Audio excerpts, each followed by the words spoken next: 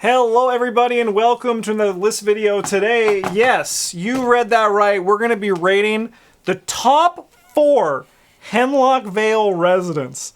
Mostly because we spent, like, what was it? We started at like 2:30? Yeah, about 7 hours playing ARKHAM, recording Hemlock Vale. Yeah. We have a bunch of scenarios under our belt and they're on our mind. We just finished Prelude for night 2. Yeah. So we're going into the night 2. Through the campaign. Yeah. And we thought, well, Travis thought we should do this, and then I said in a year, after we played it a few times, we can revisit this and see how close we are. Exactly. So there are going to be spoilers for at least up to, actually, like, kind of just Hemlock Vale in particular, because it's so open that you might not even experience some of these. So there are going to be spoilers for this as we go through. And also, like, while we won't go into, like, great detail about our run and the events that happened, there are going to be, like, some, at least, like, story structure. So if you know a lot about Hemlock Vale, you're going to kind of be able to piece some things together. So just things to be aware of as we go through this list. But why don't we dive in? Let me just make sure everything's in the right order. We're looking great.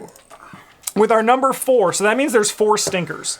Notably, we're not including Birdie or the doctor, who I don't know her name, because honestly, they're squares. And we don't like squares, we like cults, right? We're big, we're big, we're in it. They're not a cult, Justin. They're a cult. They're just a small town. I'm sorry. They're just the children of the stars. Sorry, they're a cult. Just because they all dress the same and wear weird animal masks and have festivals set That's around true. the No, it's maybe I'm wrong. Maybe I'm wrong. I think you're wrong. Maybe. All right, number 4, the lowest on our list here, but not the lowest of everybody. We got William Hemlock. So this guy, he gives you +1 book. That's kind of sick. Yeah. That didn't factor into my vote. No. Actually, though. So if you don't know and you're watching this and you don't care about spoilers for Hemlock Vale, you interact with these guys throughout little scenarios to unlock story pieces for them. And they interact with a thing called the Codex, which I think is actually structured pretty nice. They each have, like, each scenario has, like, a little codex that you can check into. And they have short little snippets where the character evolves and you get, like, different interactions with them. William Hemlock here is kind of, like, our 4th was between him and Simon. I refuse to. His name's not Simeon.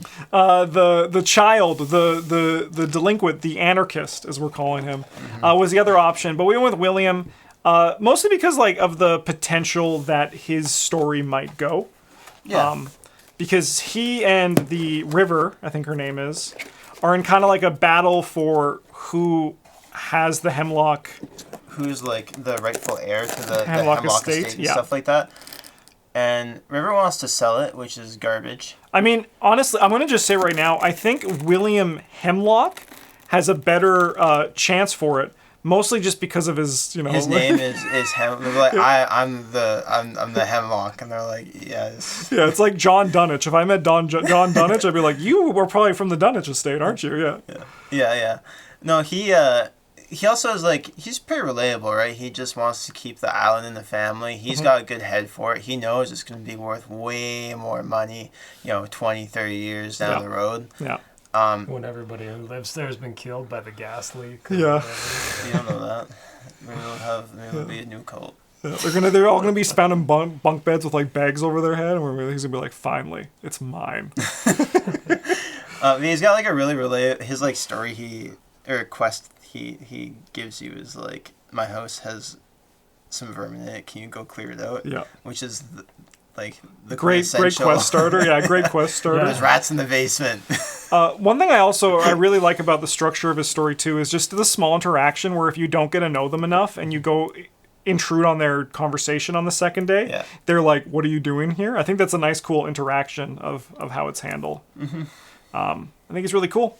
But let's get on to the real meat and potatoes of the list with number 3, with everyone's favorite, Gideon Misra, otherwise known as the old man who wears an onion on his belt, because that was the style at the time, or as Brent called it, soup guy, because all he does is talk about soups. Because, spoiler alert, old people love soups. They also like to talk about soup. Yeah, I mean, I love soup too, so I'm going to talk about soup a lot in, like, 30 years. Okay, yeah. Yeah. Yeah, I mean, I like soup too. Kind of just Soup's pretty good. Yes, it is good, yeah. But Yeah, it's pretty easy to eat and it tastes good. yeah, easy to make too. It surprises me every time I like look up a new soup recipe and I'm like, wow, this is nothing. You just get some broth, put some stuff in, and then blend it. There's so many different kinds of soup you can There have is, too. yeah. Yeah, he's great. He's easy to parlay with. Yeah, I mean, like. I love how his action is two actions. It just takes a while because he rambles. He's like rambling on and on. Yeah, you don't need to appease him. You just gotta listen. Just gotta take some time. Don't gotta do much else. I shouldn't put that together. That is actually pretty flavorfully, pretty funny. Yeah. That's good. Yeah. Yeah, it's just sitting there talking about this barnacle and onion soup. Yeah. And he's like, it was the best soup ever. And you're like, I don't. That's great. Can you tell me more about the scary fish or whatever? He's So like, like, no. back to circle back. Yeah. Oh, careful, buddy, careful. Yeah. I had cranberries in a soup once. I guess also actually, so you know what? I would also love to do because we haven't finished it yet. Going back even to William, how do you think, like, just generally how his story is gonna end? Right, like we don't know that much for him because we haven't pieced together. Heart but attack. like, yeah, like, what do you think, like, how they're gonna be involved in the final scenario? Because we have no idea at this point. And like, like, what are their stories built to? Like, William Hemlock, I bet, is gonna feel bad about the bad things that are presumably gonna happen, and he's gonna like regret his involvement in them. Old man Gideon here is either gonna like just sit there and kind of like be senile and not really engage with it. It's just gonna kind of happen to him. Or he's gonna do something like badass. my gut reaction is like, if you've done a number of badass things, he's gonna do something badass. Yeah. Like remind him of his younger days. Yeah, he's like, oh yeah. It's like this group's earned their medal, right? Like they're actually like, they're here to fuck, and like Alessandra's here to fuck, but like different than that. Or like maybe he'll like get us off. He's like come into a ship and help us off the island or something like that. Yeah. Or like he just gets crushed by a tree instantly. That can happen too. It's just like, Gideon, look out. He's just like, what? And then a tree just crushes him. All right, on to our number 2 here, which is a really, I mean, honestly, I like all these characters already. I'm enjoying them. But Mother Rachel, otherwise known as the cult leader who soaks for 4 and 4. It's like big numbers. Yeah. So much. Yeah, I got to do the brain test to go with her. This is who Kohaku has been interacting with a lot. Because, we need that for brain soak. Yeah. Desperate for it. It was honestly, I think, actually a pretty good introduction to her character too. And then as soon as you start talking to her, like the unraveling of the web of, oh, this is a fucked up situation we're in. And I think she's a great, like, not antagonist because she's not right now, but like a lead into a potential antagonist, which I think is really cool. And as you said, as the interactions with her that we just had, the doubts she's having. You can start seeing like cracks in the surface. Yeah.